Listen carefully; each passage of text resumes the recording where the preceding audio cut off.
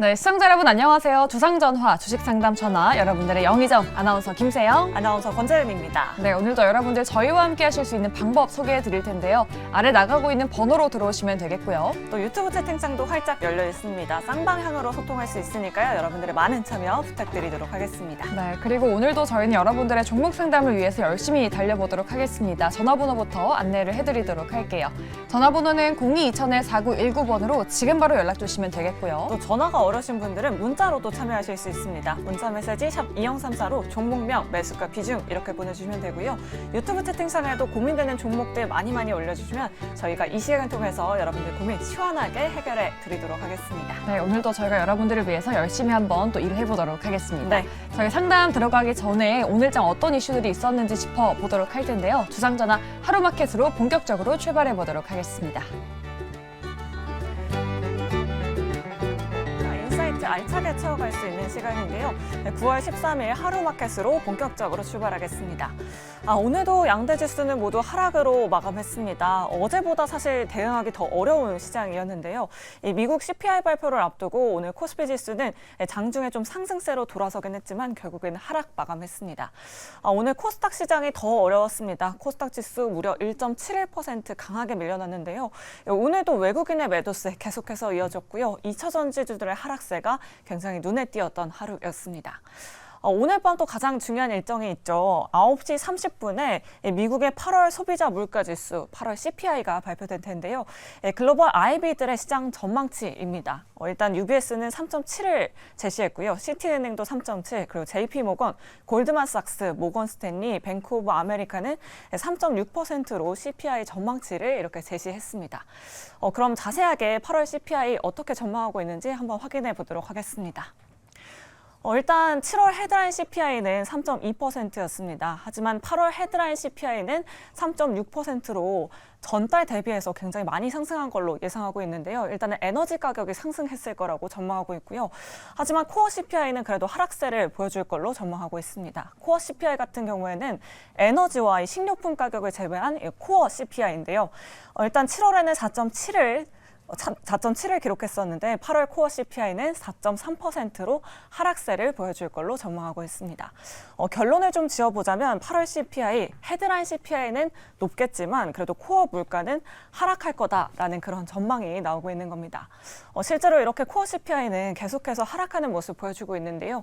지난 5월에는 5.3%를 기록했었고요. 꾸준히 하락세 보여주면서 7월에 4.7%를 기록했습니다.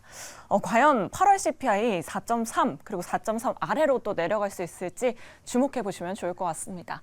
그리고 국내 증시 내일은 선물 옵션 동시 만기이라는 점 참고해 보시면서 내일 시장 변동성에 꼭 주의를 하셔야겠습니다. 자, 그럼 오늘 국내 증시 마감 상황 한번 확인해 보도록 하겠습니다. 오늘 하락 종목 수가 정말 많았던 하루였습니다. 특히나 코스닥 시장에서 하락 종목 수가 1000개를 넘는 하루였는데요. 상승 종목은 375개로 굉장히 제한적인 모습이었습니다. 그럼 마감 상황 자세하게 확인해 보도록 할게요. 오늘 금융업과 보험업이 그래도 강세 흐름 보여줬습니다. 이제 찬바람이 불면 배당주에 주목하는 시장이죠. 신한지주가 오늘 2% 넘게 상승했고요. 보험업종 내에서도 삼성생명 같은 종목들이 2%대로 상승하는 모습 보여줬습니다. 그리고 오늘 현대와 기아가 강한 상승 탄력 받았는데요. 현대가 노조와의 갈등이 좀 협상됐다라는 그런 소식이 증시에 호재로 작용하면서 오늘 현대와 기아가 1% 넘는 상승세를 보여줬습니다. 하지만 오늘도 2차 전지주들의 약세는 계속해서 이어졌습니다. LG엔솔이 1% 넘게 하락했고요. LG화학도 3%, 포스코홀딩스도 3%대 하락, 그리고 에코프로는 3.34% 하락세를 연출하는 하루였습니다. 자, 이렇게 오늘 마감 상황 간단하게 체크해봤고요. 자, 그럼 오늘 시장 특징 지역이었던 종목들도 확인해 보도록 하겠습니다. 오늘 오후 들어서 5G 업종이 정말 강하게 올라왔죠. 에이스테크 5G 관련주로 특징주로 올라왔고요. LG전자 같은 경우에도 긍정적인 레포트가 나왔습니다. 3분기 가전 부분에서의 호실적을 전망하고 있는데요. 오늘 강한 상승 탄력 보여줬습니다. 또 한미반도체 이렇게 올라와 있고요. 넷마블, 매드팩토는 오늘 시장에서 큰 폭의 하락세를 기록했습니다. 자, 그럼 자세한 마감 상황 한번 한번 확인해 보도록 하겠습니다. 오늘 에이스테크는 결국에 상한가로 마감했고요. LG전자도 오늘 5%대 강한 상승 탄력 받았습니다. 한미 반도체는 상승 탄력을 조금은 줄이면서 0.57% 상승으로 마감했고요. 매드팩도 유상증자 소식 알렸죠. 오늘 시장에서 27% 급락하는 모습 보여줬습니다. 그동안 강하게 상승했었던 넷마블 역시도 그동안의 상승분을 조금 반납하면서 12% 하락으로 마감했습니다. 자, 이렇게 오늘 시장 특징 종목들 알아봤고요. 어떤 섹터들이 움직였는지 김세영 아나운서가 전해주시죠. 앞서서 잠깐 짚어봤었던 이슈인데요. 현대차 관련해서 임단협 타결 가능성이 나오면서 현대차 그룹주에 또 상승이 나왔습니다. 자동차 부품주까지 온기가 확산되고 있는 모습이었고요. 그리고 어제 현대차가 테슬라 자동차 생산 방식을 본떠서 하이퍼캐스팅을 양산에 적용한다라고 밝혔죠. 이 종목들의 주가 상황 어땠는지 종가도 한번 체크를 해보도록 할게요. 네, 현대차가 최근에 조정받은 이후로 좀 횡보를 하다가 오늘 2% 가까이 오르는 모습이었고요. 밑에 단에 있는 종목들도 다 같이 양봉을 그렸습니다. 한 주 라이트 메탈이 9% 넘게 오르면서 4,790원에 마감이 되는 모습이었고 삼부 모터스는 상승폭을 조금 줄이면서 1.52% 상승 마감 지었습니다. 네, 다음 이슈도 한번 체크를 해보도록 할게요. 지난주에 중국 정부가 자국 내 비료업체의 요소 수출을 중단했다는 지시가 나왔었죠. 정부에서는 국내 비료 수급에 미칠 영향은 제한적이다라고 밝혔지만 아직은 불안감이 완전히 해소되진 않은 것으로 보이고 있습니다. 그러면서 비료 관련주가 테마를 형성했고 오늘은 또 국제유가가 급등하면서 흥구석유 같은 유가 관련주도 올라와 있습니다. 이 종목들의 종가 상황 체크를 해보도록 하죠. 네, 지난주 유가 급등에 강세를 보였던 흥구석유, 오늘 두 자릿수 급등 보이다가 상승폭을 많이 줄였습니다. 3%대 상승으로 마감되면서 7,730원에 마감이 됐고요. 또 나머지 또 지난주에 급등했었던 종목들 오늘도 또 강세가 나왔습니다. KG케미칼과 조비 같은 경우에는 두 자릿수 급등 연출을 했고 남해화학과 유니온까지 나란히 4%대 양봉으로 마감 지었습니다.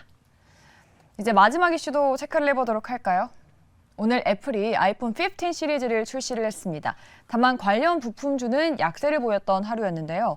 중국 정부가 공무원들한테 아이폰 사용을 금지하라라고 조치를 해서 우려감이 조금 나오고 있는 상황인 것 같습니다. 오늘 아이폰 대장주로 불렸던 LG이노텍 주가 하락이 나왔는데요. 어떻게 마감됐는지 마감 상황도 체크해 볼게요.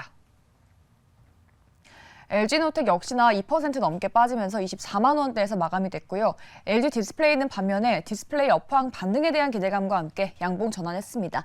1%대 상승을 지켜냈고 더구전자와 이녹스 첨단 소재, BH까지는 2에서 4%대 하락으로 마감을 짓는 모습이었습니다. 네, 이렇게 오늘장 이슈들 짚어보셨고요. 다음으로는 시간 외 특징주도 알아보도록 하겠습니다. 지금 시간 외에서 움직이고 있는 종목들 어떤 것들이 있을까요? 바로 보도록 하죠.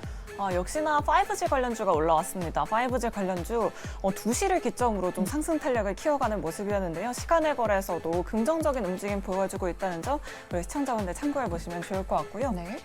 그리고 웹젠 같은 경우에도 게임주가 또 최근의 흐름이 괜찮았잖아요. 오늘장 웹젠도 시간 외 특징주에 올라와 있고요. 또 자율주행하면 또 빼놓을 수가 없죠. 테슬라 이슈가 나오면서 자율주행 관련주도 강세가 나왔는데 지금 시간 외에서도 모베이스 전자가 움직이고 있다는 점 확인을 해보실 수 있겠습니다. 네, 이렇게 5가지 종목들 내일 시장에서도 주목해 보시면 좋을 것 같고요. 자, 이제 본격적으로 여러분들 종목 고민 해결하러 바로 출발해 보도록 하겠습니다.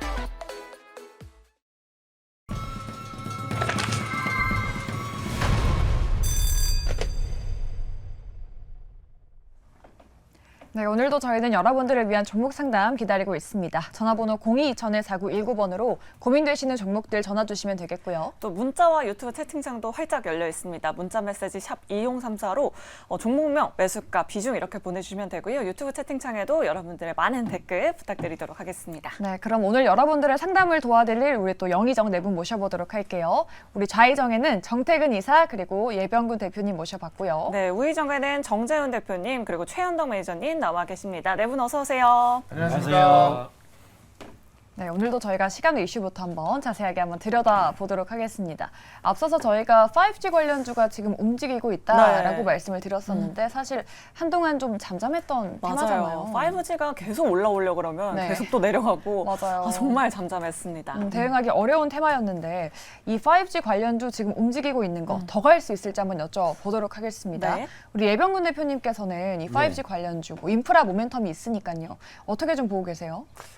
제가 주상전화에서도 몇 번을 좀 설명을 드렸었는데 결국 4차 산업혁명의 근간은 통신입니다. 그러니까 이 통신이 먼저 전제가 돼야 되는데 통신주가 그동안은 좀 주춤했지요. 그런데 제가 뭐 한번 굉장히 강하게 강조드린 바가 있었는데 인터넷 프로토콜 버전 4 이게 지금 트래픽 초과 현상들이 많이 나오기 시작했고 그래서 이제 삼성전자나 인천공항 가보시면 굉장히 인터넷이 빠르다. 그게 이제 인터넷 프로토콜 버전 6로 거기는 교체를 해놨기 때문이죠. 그러니까 결과적으로 보면 통신은 지금 4차 산업혁명의 근간이 될 수밖에 없는 그리고 지금 이 모든 것이 스마트폰에서 시작돼서 이제 사물 인터넷으로 연동되는 과정이잖아요. 그 과정에서 본다면 통신주가 향후 장기적으로는 굉장히 성장 모멘텀이 강하다 이렇게 좀 말씀을 드릴 수 있겠습니다. 그러니까 그런 부분을 참고해 보신다면 뭐 지금 KMW나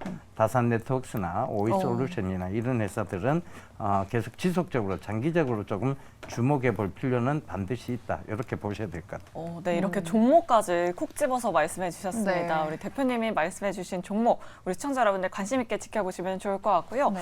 두 번째 이슈로 바로 넘어가 보도록 하겠습니다. 드디어 오늘 밤 9시 30분에 네. 미국의 8월 CPI가 발표됩니다. 정말 중요한 지표겠죠. 그러니까요. 그러면 네 분 통해서 내일 시장 좀 긍정적으로 바뀔 수 있을지 아니면 부정적으로 바뀔 수 있을지 한번 네. 들어보면 좋을 것 같습니다. 자, 네 분 팻말 준비되셨으면 들어주세요.